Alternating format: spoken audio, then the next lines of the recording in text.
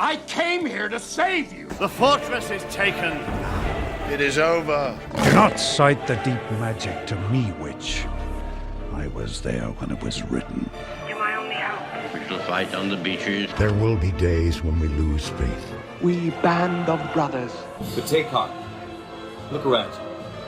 You're not in this fight alone. I bid you stand! Men of the West!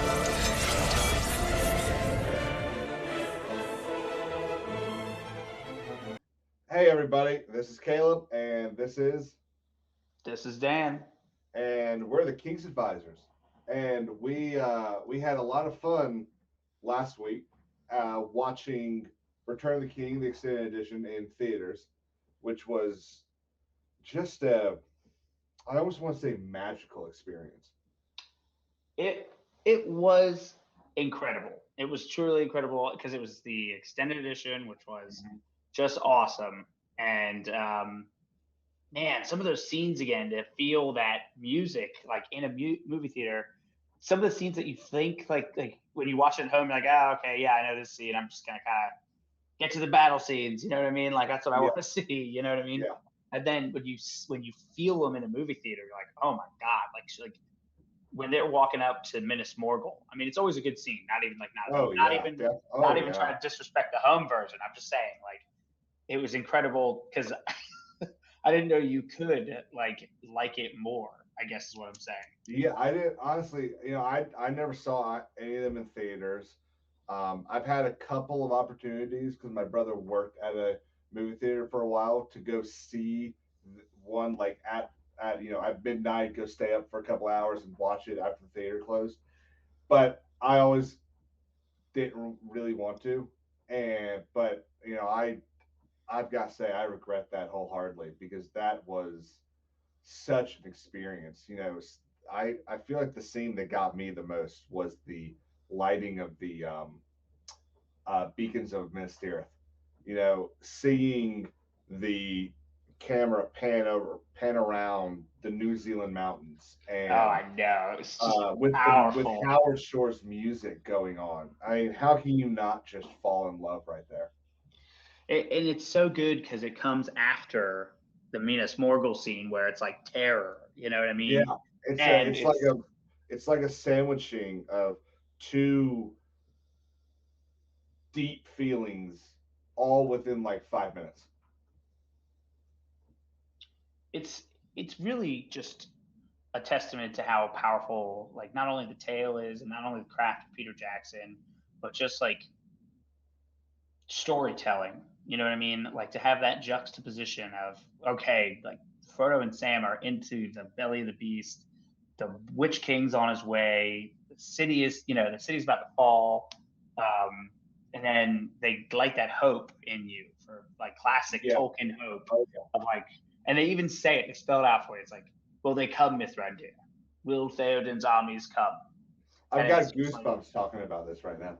Yeah, it's so good. It's incredible. It's such there's so many things in the first two movies that make people pick the Two Towers or Fellowship as their favorite. And I feel like Return of the King is usually not picked as the favorite because there's a lot that's kind of going on that isn't, there's something about Helm's Deep that just really kind of makes that the best battle. And there's the scenes in Hobbiton with all that beautiful, hopeful music that just kind of makes the score of Fellowship just a little bit better.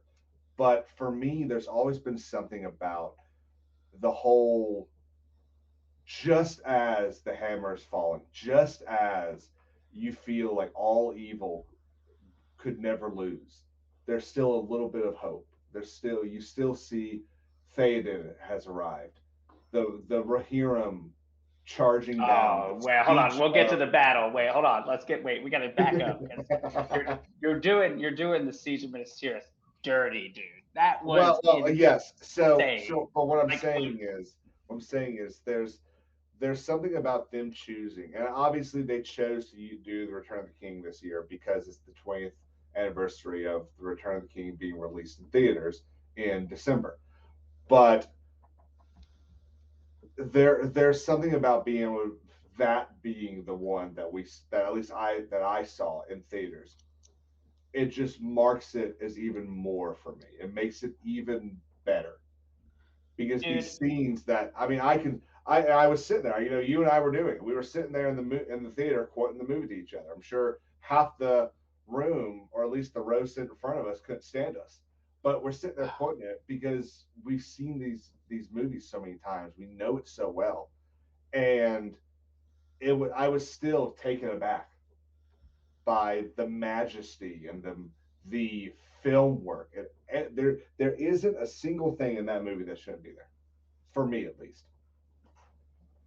well, I want to say two things. The first thing I want to say is on behalf of somebody who's seen at least the second and the third one in the theaters 20 years ago. I was very young. My parents took me because I'd read the books, and I was like, please. And they're like, okay. So I went and they took me, and Helm's Deep was awesome, but I wish I could relive it as an adult. That the other night it was great. Like, there's a scene where Denethor looks out and he's like, the city has fallen, which, the movie, they ruined Denethor a little bit.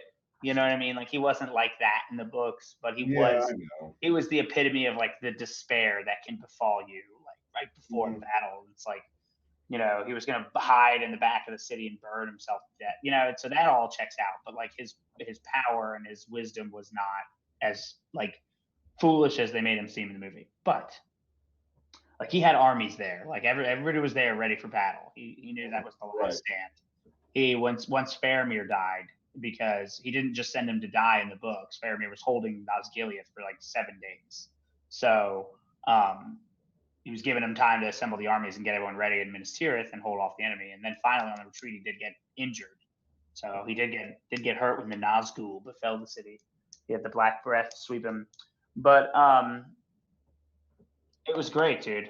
They even threw that little homage in at the end of the Houses of Healing. But obviously, the best and the worst part is when they do Gandalf dirty by having the Witch King break his staff, which is like, that probably could have gotten left out of the extended cut. I'm not going to lie. I never really got why they did that.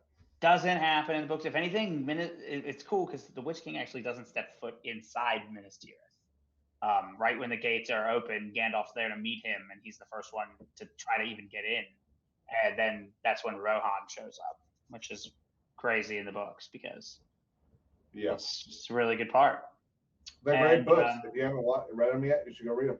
Yeah, definitely recommend. They're not just for kids. There's a lot of cool stuff in there too. I would actually argue they're not for kids at all. They're, I wouldn't say that kids shouldn't read them. I think everyone should read Lord of the Rings. It is the greatest set of books ever written. Yeah. But it should have been required reading like 30 years ago. Yeah, I think having these strong characters, both male and female, would have been a better choice than Ender's Game, which was a book I was required to read in 9th grade. Oh, I don't know. My fiance was like Lord of the Rings. Yeah. But I guess maybe you're right. Maybe it's more centric like that. But maybe. What was anything else you want to say about?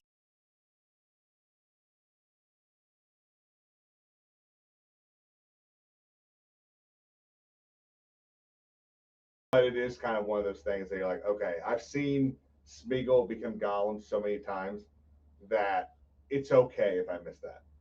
But yeah, so we get there, we get the popcorn, I grab a beer, some sodas, too many drinks because I had to pee and it sucked. But that's not the big deal. The big deal is that we got there and then it was like, okay, here's some ads. And it's like, okay, like I get it, like you got to do your thing. You know what I mean? It's like 7:15. I'm like, okay, like probably 5 more minutes of this. Like how much longer could it be, right? You know what I mean? Like some dye commercials, some of these kind of actors and actresses that are like, some people have probably heard of them. I don't know. Like I didn't really ever know any of them, but I'm not into that culture, so I wasn't going to judge. And then they kept popping back in and out. It's like a Lord of the Rings Fourth Age story, which was absolutely insulting. They spit in the eyes of the audience because they were like, "Oh, we love the lore," and like I'm so nervous about writing it. Bilbo And showed then up she's 20 like, Bilbo shows up in Bree, and it's like, what are you What? talking Yeah. about? What? I mean, I've read the Yeah. book, guys. This doesn't happen. This doesn't happen. Yeah. Like, if anything, not him. Like maybe Sam, or like Sam's grandson or something. Like Yeah. the Anybody new but mayor of the guy Hobbiton. that left Middle Earth, 20 years before the events that you're trying to do? I know, it was so embarrassing. Honestly, like I was embarrassed. I was like, "Oh, this is so bad." Like you're not even Yeah, like I know we were there. that There were committed. a couple people in the theater that thought the same thing. Oh, yeah, geez. And we were not the only people, because eventually some of the other people in the crowd were like, "Oh my God, start the movie!" Like it was when we promised you guys, it was 40 minutes. It was 7:40 when they decided to start a 4-hour movie. Yeah. But that was the only bad part of the experience. Yeah, Everything else was just Yeah. tons. it was awesome, and it was true. It was a really, really, really good time. I was tired at work the next day, but it's okay. Yeah. But So- on that note, we hope you enjoy this video. If there's any Lord of the Rings moment or anything else that you want us to talk about more, please, leave a comment, like and subscribe, and Yeah, follow us on if there's- Twitter at KingsAdvisors_. Yeah, the more interest this gets, we can do it more, and just tell us what you guys like to hear. All right, thanks a bunch, guys.